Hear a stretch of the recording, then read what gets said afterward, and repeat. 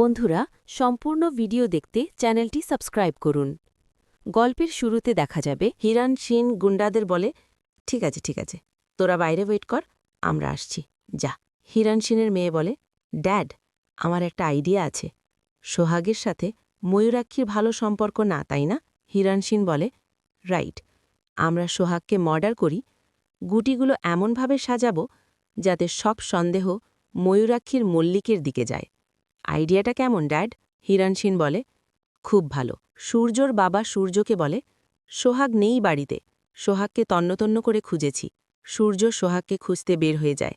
তখনই ওর বাবার কল্পনাগুলো ভেসে ওঠে চোখের সামনে, যে বাবা বলেছে সোহাগ বাড়িতে নেই। সূর্য পুলিশ অফিসারকে কল দিয়ে বলে, আমি আসছি। ওইখান দিয়ে হিরান সিনের মেয়ে বলে গুন্ডাদেরকে, এই শুনছ? তখনই গুন্ডাগুলো সেখানে এসে উপস্থিত হয়। হিরণ সেন বলে, এই শোন, আমাদের গেস্ট হাউসের পাশে স্টোর রুমটা যে আছে, সেখানে মেয়েটিকে নিয়ে যা। যা। গুন্ডারা বলে, ওকে স্যার, কাজটা তোরা ঠিক মতন করতে পারবি তো? সাবধানে কাজটা করতে হবে।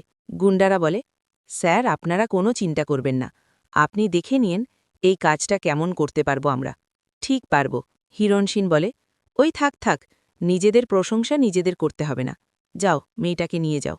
গুন্ডারা বলে, ওকে স্যার। তখনই গুন্ডারাকে গাড়ি থেকে নামিয়ে নিয়ে যায় স্টোর রুমে। হিরণ সিনের মেয়ে বলে, ড্যাড, তুমি জানি কি বলতে? পিপিলিকার পাখাকে? হিরণ সিন বলে, পিপিলিকার পাখা গজায় মরিবার তোলে। এগুলো হাসতে থাকে। হিরণ সিনের মেয়ে বলে, ঠিক বলেছ ড্যাড, সোহাগ বেশি উড়ছিল, তাই না? এবার তুমি পুড়ে মরবে। সূর্যর বন্ধু বলে, আচ্ছা সূর্য, তোর সাথে কি সোহাগের ঝামেলা হয়েছিল? সূর্য বলে, কি ঝামেলা? ও যে আমার বোতল ভেঙে দিয়েছে, ওইটা নিয়ে একটু ঝামেলা হয়েছিল। তারপর তো সব কিছু ঠিক হয়ে গেছিল, এখন তো নর্মাল ছিল। সূর্যর বন্ধুরা বলে, আচ্ছা তোর মা বাবার বোনের কি ঝামেলা হয়েছিল? সূর্য বলে, সেটা তো আমি জানি না, আমি তো বাড়িতে ছিলাম না। ওর সাথে কেউ যদি ঝামেলা করে আমি তো প্রতিবাদ করি। আজকে আমি ছিলাম না, তাই আমি বলতে পারি না।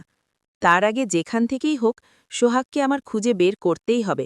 সোহাগের বন্ধুরা বলে, সূর্য, তুই তো সোহাগকে ভালোবেসে ফেলেছিস, তাই না?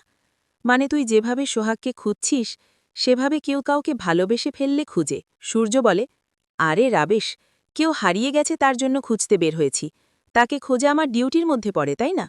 আমি কাউকে ভালোবাসি না। গুন্ডারা স্টোর রুমে সোহাগকে রাখতে গেলে ক্লান্ত হয়ে পড়ে। আরে আমি পারছি না রে। সোহাগের জ্ঞান ফিরে আসলে সোহাগ বলে, আমি কোথায়?